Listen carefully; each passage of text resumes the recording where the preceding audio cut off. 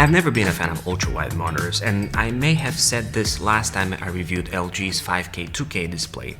I've always found them a bit distracting and difficult to navigate around.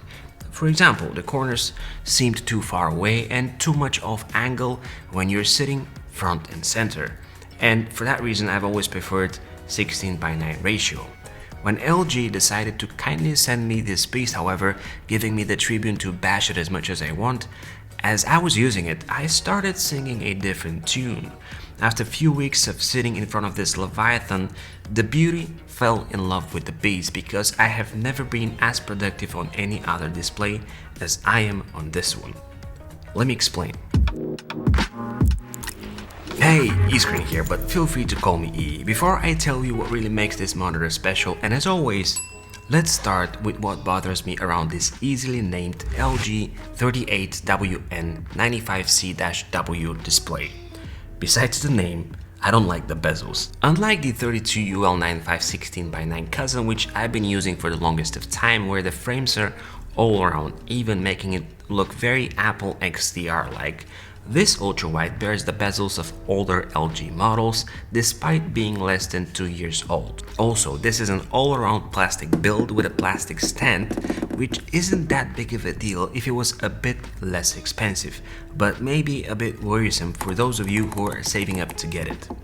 Next, there's a fair bit of screen wobble and no center click align, even though the monitor can do minor horizontal adjustments, which means that oftentimes you might find it a bit crooked, not sure at which stage exactly it is perfectly leveled. The next thing that I don't particularly appreciate is the even larger curved desk stand, which makes any smaller desk less usable once you place it on top of it. Finally, unlike LG's 5K 2K 34-inch ultrawide display, which I've done also a review of, which has a resolution of 5120 by 2160, this even larger 38-inch is 3840 by 1600, which I guess makes it 4K 1.6K display?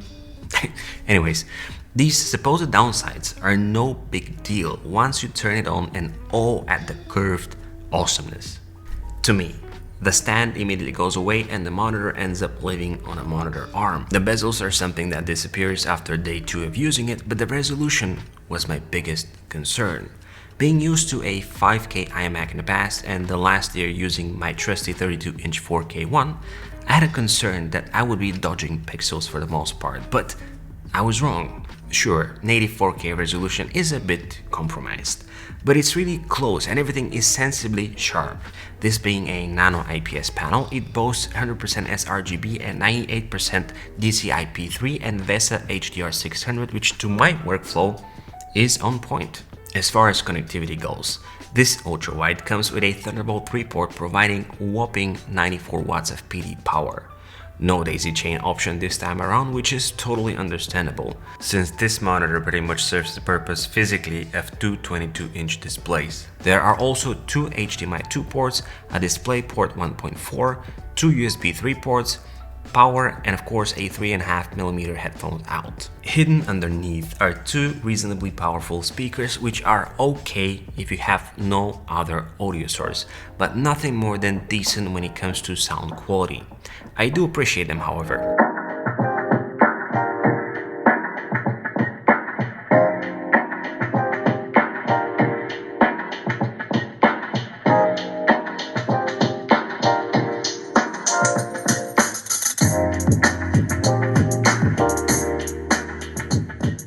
On top and center, not allowing me to perfectly position my Logitech Stream Cam, there is an ambient light sensor, which is something that I was missing before.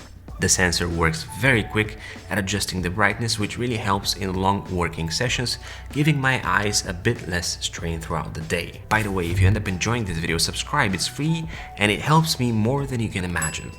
So, what makes this monitor special and why I think it's the perfect home office monitor? There are a few reasons for that. First off, With a 95-watt Thunderbolt 3 connection, it is perfect for those of you who want to have a single cable connected setup that can run picture, sound, and power to a laptop while allowing for a decent amount of hub versatility. For many, this would be an all-around setup that plugs and plays in a matter of one cable and in few seconds. This type of connection allows for data transmission speeds of up to 40 gigabytes per second.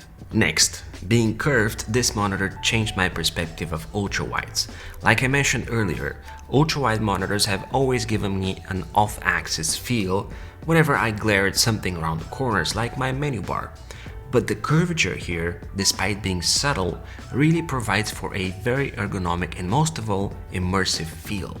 I noticed this as soon as I started swiping between my desktop on the Mac. Moving between spaces, the shape gives me a very satisfying futuristic experience. Also, when I pulled out my Final Cut Pro project, I was absolutely floored. I've never imagined the productivity benefits of this aspect ratio and deflection. I had an endless timeline, larger than my tablet preview, my color waves, my audio meters, all at the same time, and after working on few projects, I was convinced that this is my new standard.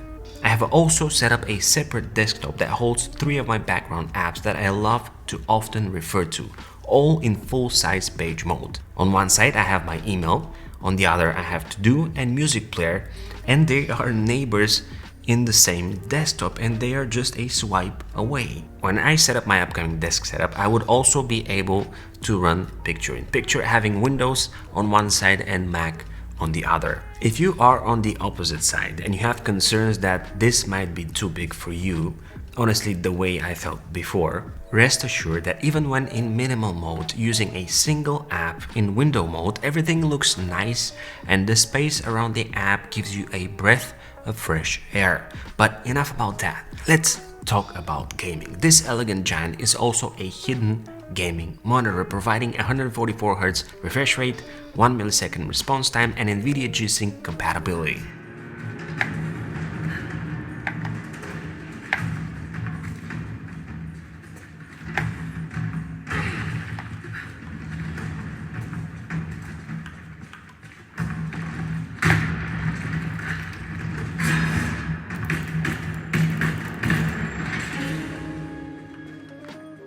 I'm very excited because this is great for when I set up my gaming rig, which you can actually read more about in my bi-weekly newsletter, where you can also find behind-the-scenes stuff and other unofficial channel content. This unique monitor is not cheap, costing $1,600.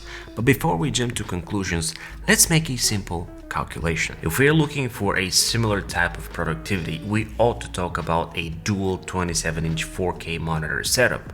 Normally, 27-inch displays with similar specs cost around $800 a piece. Having in mind the connectivity being a great hub, the 95-watt power option, and the fact that we don't need to have 2 stands and have an ugly bezel in the middle, this LG 38WN95C is starting to look at a very good deal. Also, for all the MacBook M1 users like me, not being able to run 2 monitors on the first-gen M1 laptops is no longer a problem when we talk about this particular ultrawide. This is a great all-round monitor which will probably soon be refreshed.